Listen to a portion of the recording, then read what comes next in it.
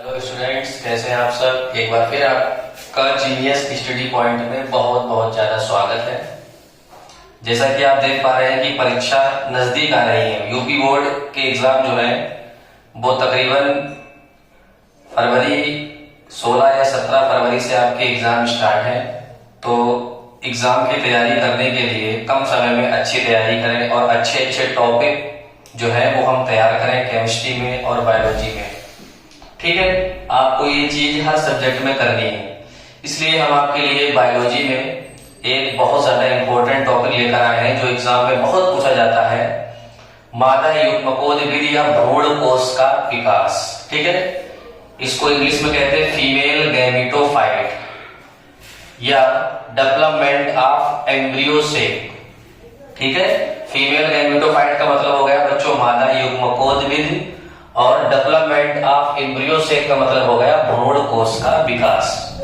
ठीक है बच्चों, आज इसको हम बहुत अच्छे से समझेंगे, बहुत सिंपल तरीके से इसको समझेंगे और उम्मीद करता हूं कि आप सबको ये आज समझ में आएगा और आप इसको अच्छे से समझेंगे और समझने के बाद इसको अच्छे से याद करेंगे। और अगर एग्जाम में मादा युग्मकोद विधि अगर कोई क्वेश्चन इससे रिलेटेड आता है तो आप उसको लिख कर आएंगे।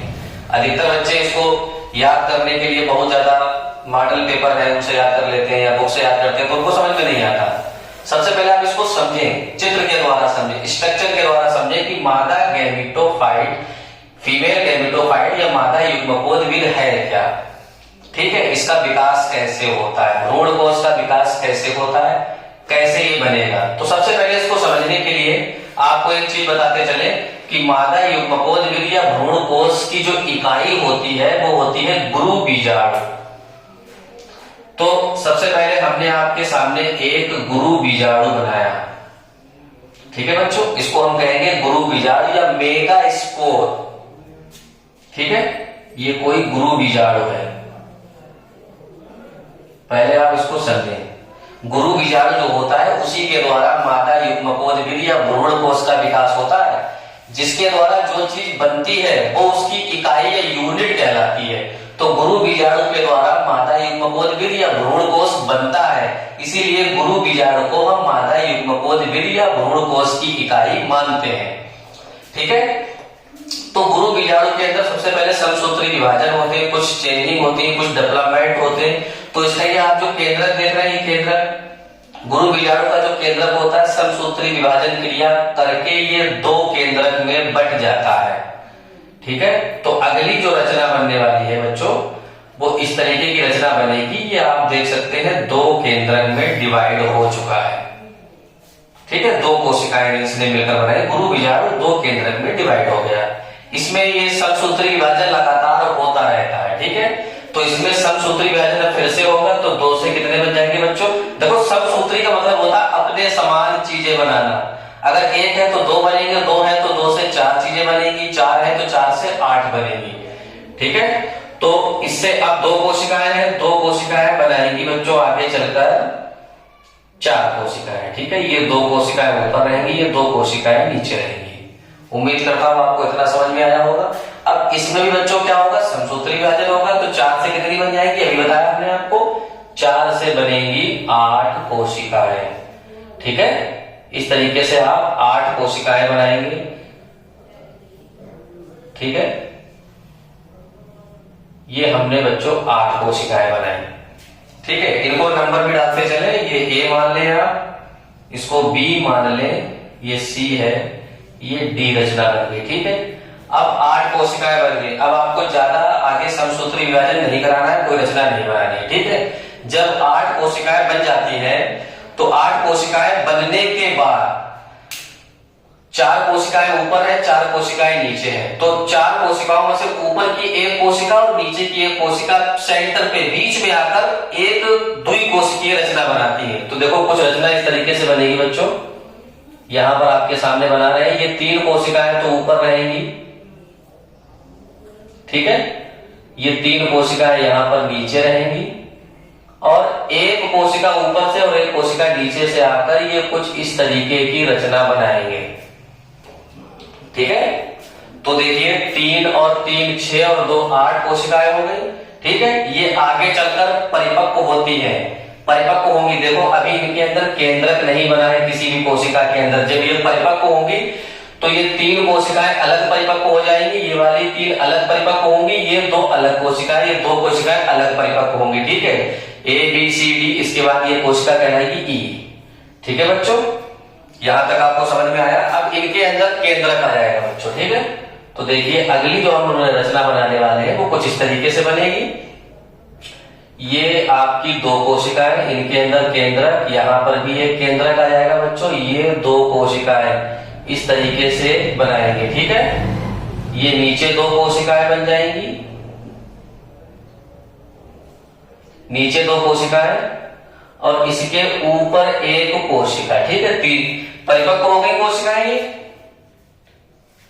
ये F रचना बन गई। अब इसको बच्चों हम कह देंगे भ्रूण कोश, क्या कहेंगे, ये भ्रूण कोश अब बीजांड के अंदर पहुंच जाएगा, ठीक है। तो हम एक रचना बनाएंगे इस तरीके से, बीजांड की रचना होती है, आप लोगों ने पढ़ा होगा अपने सिलेबस में, बीजांड की रचना ये हमने बना दी। इस बीजांड की रचना के अंदर ये भ्रूण कोश आ जाता है। तो देखिए इसकी कुछ रचना इस तरीके से होती है बच्चों, ठीक है। ये ऊपर 3 कोशिकाएं हो गई, बीच में बच्चों ये 2 कोशिकाएं, जिसको हम द्वितीय केंद्रक के नाम से भी जानेंगे, ठीक है। ये 3 कोशिकाएं बच्चों नीचे, ठीक है। ये इसके अध्यावरण हो गए, इनको हम अध्यावरण के नाम से जानते हैं, ठीक है। अब ये आपकी एक बीजांड की रचना बन गई, प्रॉपर बीजांड की रचना बन गई, ठीक है। तो गुरु बीजाणु से बीजांड या कह दो मादा युग्मकोश या भ्रूण कोश का निर्माण इस तरीके से होता है। ये ए रचना थी, ये बी है, ये सी है, ये डी है, ये ई है, ये एफ है, एफ के बाद जी, ये जी रचना बन गई। अब इसमें बच्चों आप पार्ट के नाम लिख दें। ये ऊपर वाली 3 कोशिकाएं कहलाती हैं प्रतिमुखी कोशिकाएं, प्रतिमुखी कोशिकाएं, ठीक है बच्चों। ये जो बीच में आप 2 कोशिकाएं देख रहे हैं, इनको हम कहते हैं द्वितीयक केंद्रक, द्वितीयक केंद्रक, ठीक है बच्चों। ये नीचे की जो 3 कोशिकाएं हैं, इसमें जो नीचे 2 कोशिकाएं हैं इनको कहते हैं सहायक कोशिका, जो इसके ऊपर जो एक कोशिका है इसको कहते हैं बच्चों अंड कोशिका, अंड कोशिका। नीचे वाली ये 2 कोशिकाएं कहलाएंगी सहायक कोशिका।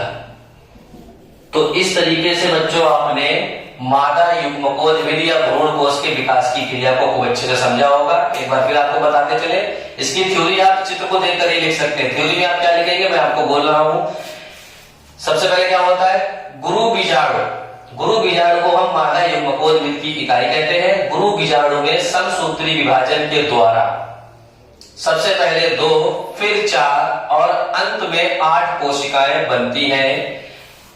8 कोशिकाओं में से एक कोशिका ऊपर से और एक कोशिका नीचे से आकर केंद्र में आकर मिलने के बाद द्वितीय केंद्रक का निर्माण करती है। इन कोशिकाओं में फिर परिपक्वन होता है, यानी ये परिपक्व होती है।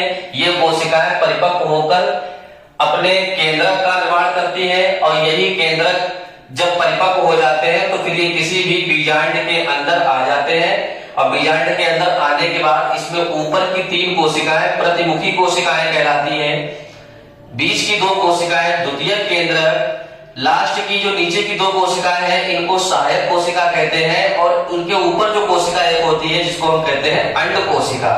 तो इस तरीके से मादा युग्मकोश विधि के निर्माण की क्रिया पूरी होती है, ठीक है। इस तरीके से आपको क्वेश्चन समझ में आया होगा और चित्र को देखकर ही आप इसकी थ्योरी भी लिख सकते हैं और उम्मीद करता हूं आपका क्वेश्चन बहुत अच्छे समझ में आया होगा, ठीक है बच्चों। अगर क्वेश्चन समझ में आया हो तो वीडियो को लाइक, सब्सक्राइब और हमारे चैनल को ज्यादा से ज्यादा शेयर करें।